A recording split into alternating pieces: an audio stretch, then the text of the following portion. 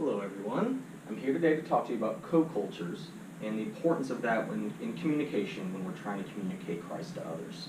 So I'm going to start out by asking you a question. If you were to try to communicate Christ with someone you had nothing in common with, no race, no gender, age, nothing, how would you go about communicating with them?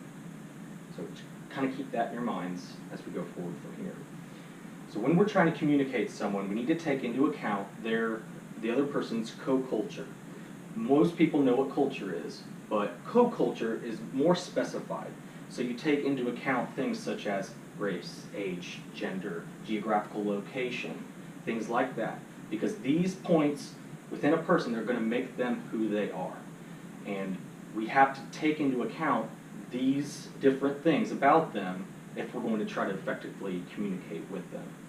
So for an example, if you're trying to talk to someone about Christ and that person is a teenager, you're going to have to take into account if you're trying to tell them, say, that God loves them like a parent loves their child.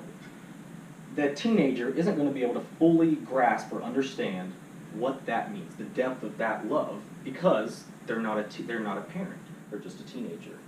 Or you could even go even further with it, and maybe their parents did not show love and were abusive towards them. They're not going to be able to fully understand these sorts of things. So that's a type of co-culture that that person would have. Their background shapes who they are and how they see the world.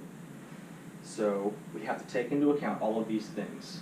And then after we are able to see their co-cultures, we can understand how they see everything, how they see the world and God.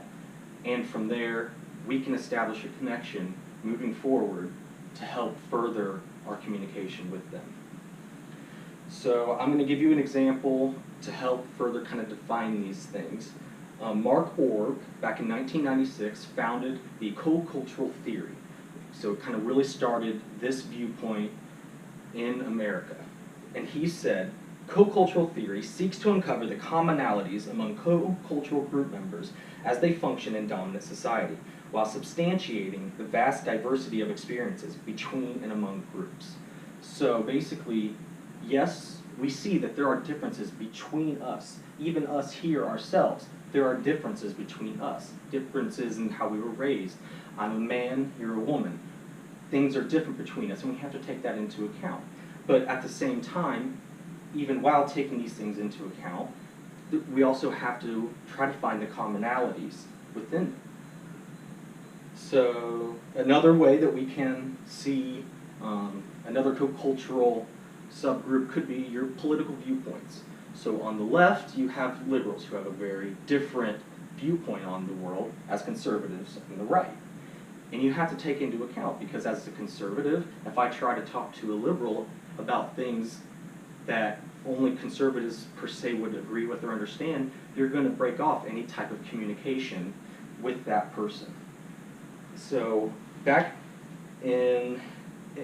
relating back to our most recent presidential election, the Washington Post had a survey and wrote an article. It said this: the results highlight the growing political divisions between rural and urban Americans. While urban counties favored Hillary Clinton by 32 percentage points in the 2016 election, rural and small-town voters backed Trump by a 26-point margin, significantly wider than GOP nominee Mitt Romney's 16 points 4 years earlier. So that gives kind of an example how, when we view a certain way we were raised, maybe raised in the city versus the country, as this example states, that shapes who we are, how we see things. And after we take the time to understand a person's co-culture, what makes them them, from that point on, we can establish a connection between them, making it easier to communicate with them. Another example of this is there's a textbook named Communicating Effectively, and a quote from that says, with broader experience, the care and concern you demonstrate will not just nourish intercultural communication, but will encourage further communication efforts as well. So, as we know more about each other and we learn about what makes you you, we can establish a good connection with them, and then from that point on, it will encourage and provide more opportunities for communication with them going forward. An example I have for this was I was talking to my friend Bobby, who lives down in Nicaragua. When he was first down there doing ministry, there was a man down there who was not a Christian, had never really had anything to do with God.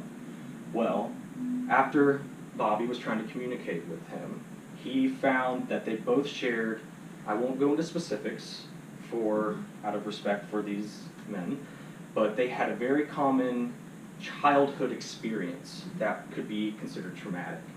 At that point, Bobby learned about a co-culture of that man, something that shaped him, and found the connection with him and himself.